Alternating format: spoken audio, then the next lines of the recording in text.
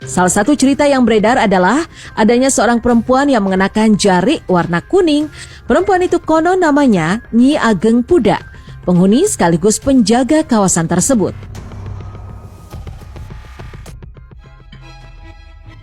Konon banyak masyarakat yang percaya jika melakukan ritual di sumur ini pada malam-malam tertentu, maka dia akan mendapat banyak peruntungan dan usaha yang dijalankannya menjadi laris. Namun tak jarang pula orang-orang yang mendapatkan malapetaka setelah melakukan ritual di sumur ini. Sosok makhluk halus pun tak luput menjadi misteri di sumur Pudak ini, mengingat umur sumur ini yang sudah sangat tua.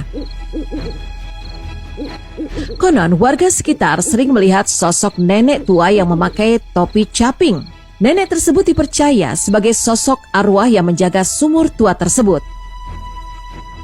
Tak jauh dari sumur tua terlihatlah sesosok nenek tua yang memakai topi caping. Nenek yang terlihat tertunduk itu tiba-tiba melihat ke arah Rahmat sambil tersenyum. Terlihat muka seram dari nenek tersebut yang membuat sekujur tubuh Rahmat merinding hingga gemetar sambil berkomat-kamit dan perlahan mendorong gerobaknya, melanjutkan perjalanannya menuju ke rumah. Kisah misteri lainnya yang masih berasal dari Kabupaten Rembang adalah misteri Pulau Marongan yang konon dihuni oleh bangsa lelembut. Salah satu keberadaan lelembut yang hingga kini menjadi buah bibir masyarakat Rembang adalah lelembut kera putih penunggu Pulau Marongan Rembang. Pulau Marongan terletak di sebelah utara Desa Dresi, Kecamatan Kaliori, dan hal yang menambah nuansa angker di pulau tersebut adalah banyaknya semak belukar yang tumbuh di sekitaran pulau. Konon, sebagian nelayan meyakini bahwa Pulau Marongan tersebut ditunggui oleh berbagai macam makhluk halus. Ada yang menyebut makhluk halus yang menunggu pulau tersebut berwujud kera putih yang bisa beralih rupa dan bentuk. Seperti hal yang pernah dialami oleh salah seorang nelayan yang diketahui bernama Rudi. Pak Rudi yang pernah memancing di sekitar Pulau Marongan mengaku pernah melihat sesosok kera putih di balik semak-semak. Saat Pak Rudi mengalihkan pandangannya ke arah lain, sosok kera putih itu menghilang.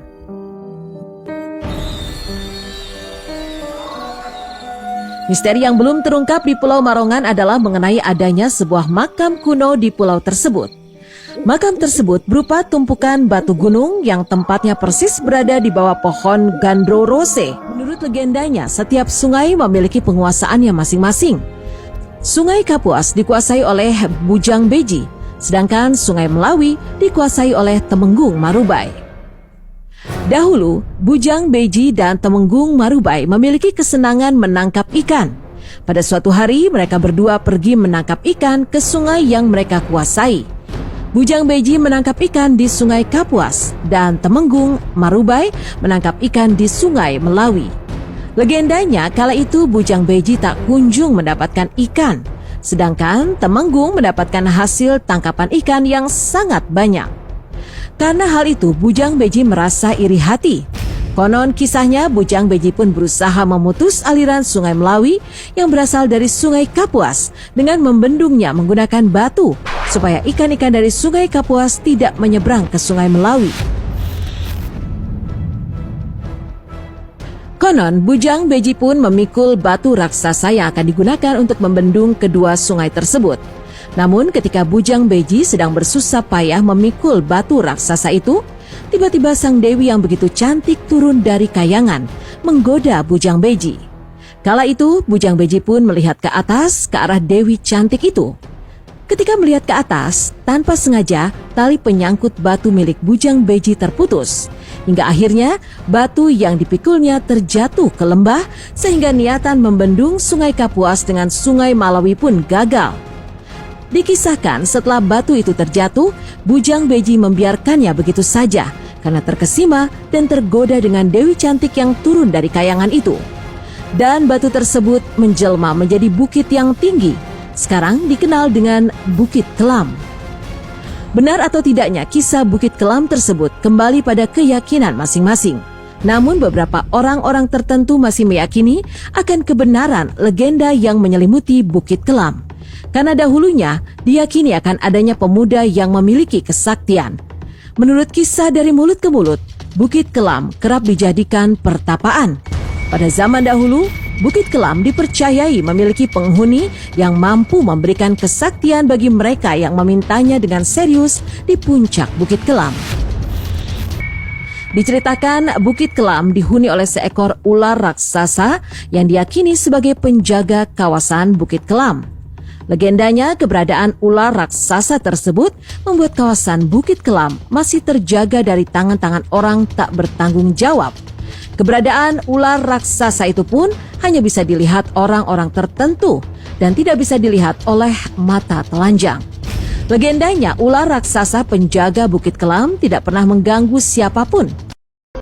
Menurut pengalaman salah satu pendaki yang pernah melewati jalur Dukuh Liwung menceritakan, saat melakukan pendakian dan saat itu hari sudah mulai malam, pendaki tadi pun merasa tidak kuat menahan untuk buang air kecil. Saat itu pendaki yang memiliki nama Malih tersebut pun buang air di tepi jalur Dukuh Liwung. Setelah itu, ia pun melanjutkan perjalanan menuju Gunung Slamet. Namun dikisahkan tidak lama kemudian Malih merasakan ada yang aneh dengan kaki kanannya. Dia merasa kakinya berat, sakit, seperti ada yang mencubit. Legendanya kaki Malih sebelumnya baik-baik saja. Namun setelah buang air kecil tiba-tiba merasakan sakit. Konon Malih pun bertanya-tanya apa yang terjadi dengan kakinya. Hingga akhirnya Malih tersadar mungkin karena dia buang air kecil tanpa minta izin. Menurut legendanya jalur Dukuh Liwung tersebut tidak lepas dengan penghuni dari makhluk tak kasat mata. Akhirnya Malih pun berteriak sambil melihat sekelilingnya. "Saya minta maaf karena tidak izin buang air kecil di tempat kalian." Konon setelah pendaki yang bernama Malih tersebut mengeluarkan permintaan maaf, tidak disangka-sangka kakinya langsung sembuh dan tidak terasa sakit lagi. Tidak hanya sosok pria tak kasat mata yang kerap memunculkan dirinya kepada para pendaki yang memilih jalur Dukuh Liwung. Namun menurut kisah mistis yang turun-temurun, ada pula sosok anak kecil tak kasat mata yang juga sering mengikuti para pendaki. Legendanya, sosok anak kecil tersebut sering berpindah-pindah dari satu pohon ke pohon lain. Bahkan legendanya, sosok anak kecil tak kasat mata tersebut tidak enggan bertengger di tas ransel para pendaki. Hal tersebutlah yang terkadang membuat pendaki yang mengalaminya merasa bawaannya di dalam tas terasa lebih berat dari sebelumnya. Menurut juru kunci, sosok anak kecil itu hanya bertengger di tas pendaki yang disukainya. Dipercaya, sosok anak kecil tak kasat mata tersebut tidak mengganggu dengan sadis, hanya saja ingin mengikuti langkah pendaki yang dia sukai. Namun menurut juru kunci, sosok tersebut harus diajak ngobrol dan harus diingatkan bahwa dunianya berbeda. Konon bila sudah diingatkan, sosok anak kecil tak kasat mata tersebut pun akan pergi dan menghilang.